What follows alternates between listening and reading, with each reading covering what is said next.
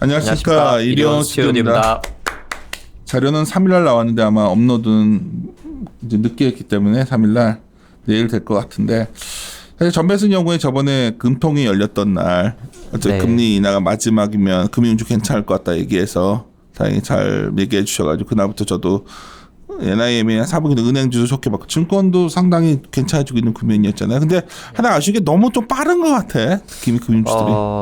뒤늦게 조금 이제 빨리 이제 올라오고 있는 것 같긴 하고요. 근데 은행주 같은 경우는 그 어제까지 이제 종가 기준으로 보니까 PBR 0.3배를 조금 넘어선 수준이거든요. 0.2배, 3배, 네, 0.2배 때 2배 중반전에서 50%네, PBR만 올라온 거고, 저 개인적으로는 지난번 뭐 산업자료에서 말씀드린 대로 0.35배에서 0.4배 정도를 타겟 PBR로 잡고 있어서 한 20% 정도 추가적인 상승 여력은 있는데, 말씀 주신 대로 좀 단기간에 이제 올라온 측면은 있다 이렇게 판단하고 있고, 증권도 사실 이렇게 올해를 보면 약간 이 연초 대비해서 제가 조금 이제 체크를 해봤는데요.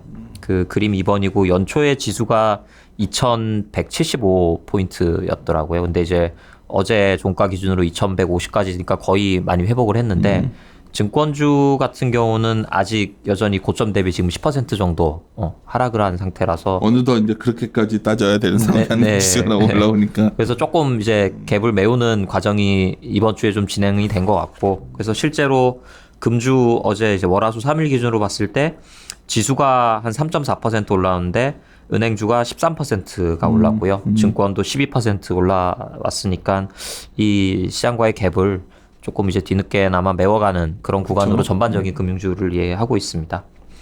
그리고 증권들 같은 경우는, 그러니까 증권사들 같은 경우는 1분기 실적이 상당히 부진했었잖아요. 그리고 그 부진했던 요인들 중에 가장 큰 게 그 자료 그림에서 보시는 것처럼 이제 ELS랑 관련된 운용손익 부분인데, 지금 주가하고 이제 증시가 국내도 그렇지만 해외도 거의 많이 좀 회복을 빠르게 하고 있는 상황이라서 사실 2분기에는 이 부분에서 많이 좀 개선이 될 것 같거든요. 그리고 또 오히려 1분기 대비 2분기를 봤을 때 이제 기본적인 브로커리지 수익이나 이런 부분은 더 오히려 개선될 가능성이 높기 때문에 뭐 이제 그 시장과의 갭 측면에서도 그렇고 또 실적의 측면에서도 봐서도 그렇고 지금은 좀 이제 편하게 긍정적으로 증권주를 접근할 수 있는 시점이다 이렇게 판단을 하고 있습니다. 그래서 조금 이제 개별적으로 조금 이제 그 수치들을 좀 살펴보면요, 같은 이 페이지의 그림들인데 지금 현재 그 6월 초 종가 기준으로 봤을 때 코스피하고 S&P하고 니케이 같은 경우는 이미 ELS가 조기 상환 요건을 다 회복을 했습니다. 그러니까 이게 뭐 ELS 가입을 해보신 개인 투자자분들은 아시겠지만 조기 상환 요건이라는 게 보통 6개월 전 대비 한 95% 정도를 일단 1차적인 조기 상환으로 보통 잡고 있는데, 지수가 최근 빠르게 올라오면서 이 요건을 회복을 했고, 이 얘기인 즉슨 증권사들이 이제 운용 손실을 크게 인식했던 이제 1분기랑은 달리 2분기는 반대로 운용 이익이 크게 날 가능성이 많다라는 거죠. 근데 아직 이제 조금 남아있는 부분들은 같은 그 다음 3페이지의 그림 7번, 8번에서 보시는 것처럼 유럽 쪽하고 오히려 중국 쪽은 아직은 이제 조기 상환 요건을 회복을 하지는 못한 상태거든요. 그러니까 이러한 이제 그 상품들이 담긴 기초자산이 있는 ELS 같은 경우는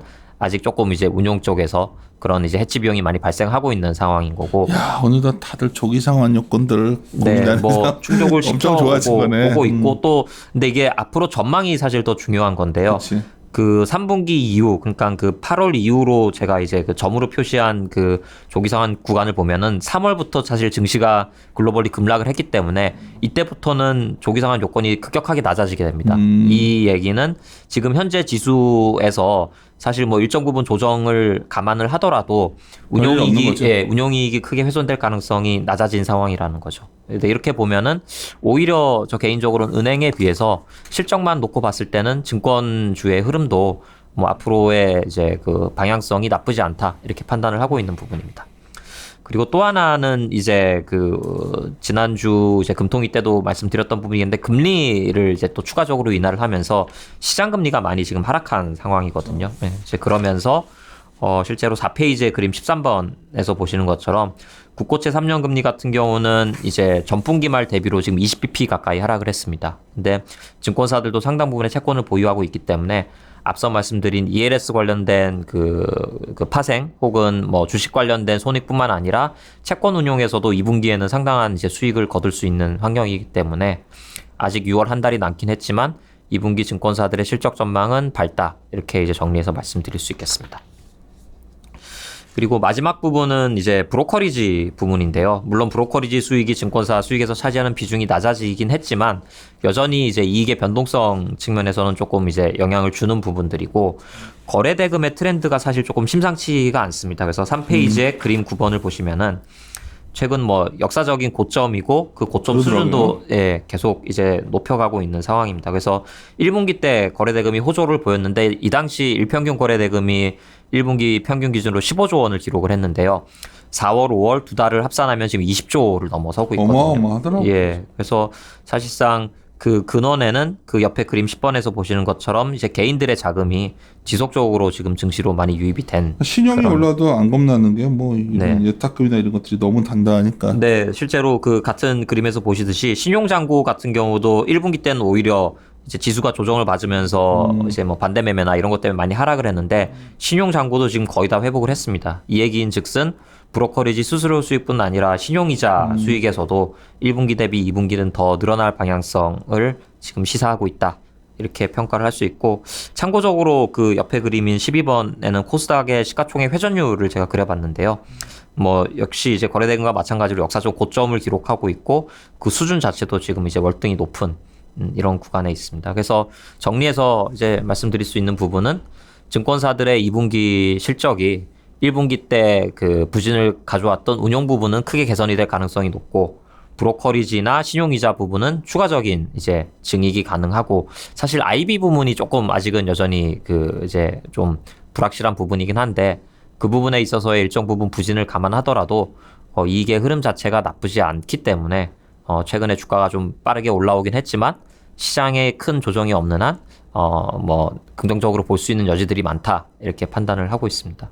그리고 뭐 전반적인 유동성 여건이나 이런 여건들도 사실 증권주에게 외부적으로는 조금 우호적인 환경으로 계속 작용을 하고 있는 그런 어떤 상황으로 분은 이해하고 은행 있습니다. 증권까지 올라왔으니까 턴이 다 이제 한번 다 돌았다 이런 하신. 뭐 사실 그렇게 볼 수도 있는 관점인 것 저는 같아요. 어떻게 네. 보냐면 증권주를 보면 네. 과거와 다른 개인들의 어떤 예탁금이라든가 이런 걸 본다면 우리가 여기서 오히려 희망의 가능성, 네. 긍정의 가능성을 봐야 되지 않나 좀 생각하고 있기 때문에 그런 측면을 뭐 생각해 볼 수도 있는 게 결국 이게 학습 효과를 통해서 경험을 하는 부분인데 뭐 큰 조정을 받았을 때 사실 지금 지수만 놓고 보면 큰 수익을 얻은 개인 자금들도 있을 것이고 이게 또 재투자될 수 있고 이게 뭐 이런 선순환으로 환경들을 간다면 드디어 한국이 장기 박스를 넘어설 수 있겠다 생각하는데 네, 뭐 그렇게 이제 모든 긍정적인, 것은 뭐 네, 우리가 장기적인 전망보단 나는 맞습니다. 당장 은행주와 우리 증권주에 대해서 네. 좀 고민스러운 위치 지금 네, 오히려 그 여기서 추가 상승이 어느 정도인지 좀 고민해보고 축으로 좀 기본적인 수급 측면에서는 말씀대로 이제 다른 섹터를 이렇게 쭉 거치면서 금융주의 수급이 마지막을 좀 채워가는 느낌이다라는 생각은 좀 하고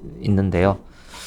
그래서 그런 측면에서 볼 때는 이제 실적의 흐름 같은 거를 조금 봐야 되는 거고 이제 뭐 은행 같은 경우는 사실 당장의 실적은 좋지만 이제 향후의 실적이 좀 부담스러운 부분인 거고 증권은 반대로 실적의 가시성이 좀 높고 회복의 가능성이 조금 더 많다. 이렇게 저는 이제 접근을 하고 있습니다. 이 와중에 자꾸 전화가 지금 계속 와가지고 마무리 짓고 네. 하여튼 은행이 나는 오히려 좀 가시가 은행이 저거 있잖아. 이제 증권도 사실 아직까지 여전체들이 완전히 풀리진 않았잖아요. 네, 여전히 뭐 크레딧 시장의 유동성 여건이 그거랑 100% 복원돼 있진 않은 것 같고 그게 복원돼야 뭐 증권주도 좀 더 안심을 할 것 그리고 같고. 또 하나 중요한 부분은 전체적인 그 역시 관련된 부분인데 투자 자산에 있어서의 리스크는 그러니까. 뭐 이제 뭐 해외 쪽 부동산을 나는 포함해서 오히려 지금 시점에서 그걸 한번 또 우리 전배선 연구 뒤져쳐 봐야 될 것 같아. 그래야 네. 이거 갖다가 네. 롱텀 베이스로 더 밀어붙일 거냐. 네. 이 결론이 나오는데 내가 확인한 바로는 아직은 아니더란데. 네, 맞습니다. 아직은 아직은 여전히 아니어서 그 내가 조금 취약한 쪽에서의 그런 위험도는 좀 저도 높게 유지되는 상태다라고 그래서 판단하고 지금 있습니다. 시점에서 막 공격적으로 여기서 하기에는 아직은 머뭇거리게 되는 이유 중에 하나 금융 사이드 층에 아직 좀 불안해서인데 나는. 네, 그리고 그런 관점에서 이제 증권주 종목을 선택함에 있어서도 제가 여기 뭐 직접적으로 언급은 하진 않았지만 최근에 그 모멘텀을 타고 크게 주가가 올랐던 이제 종목들이 있고요. 반대로 좀 이제 눌렸다가 이제 불확실성이 좀 완화되는 이제 요인들이 있는데 저는 이제 후자 쪽 종목 쪽군을 조금 더 선호하는 그런 저번에 아마 말씀하시지 네, 않나요? 뭐 그런 이제 그런 스타일 말씀하시는 네, 거잖아요. 맞습니다. 오히려 네. 그런 문제 있던 것들이 풀려가는 과정을 네. 보자는 건데 저도 네. 동의하는 부분인데 네. 은행 같은 경우에는 확실히 크레딧 쪽과 좀 더 고민이 되는 부분이 있어서 네, 그래서 은행주에 대한 판단에 있어서도 지난번 말씀드린 대로 좀 그 신용 위험에 덜 취약할 수 있는 포트폴리오나 아니면 높은 충당금을 적립한 은행들 위주로 이제 우선순위를 조금 이제 추천드리고 있습니다. 그러니까 오히려 이제는 굉장히 차분하게 하나씩 그런 디테일하게 체크해가는 구간 같아서 네. 하여튼 그것도 한번 정리해서 한번 얘기 좀 합시다. 네, 예, 알겠습니다. 마무리 짓도록 합시다. 예, 함께 고민하시죠.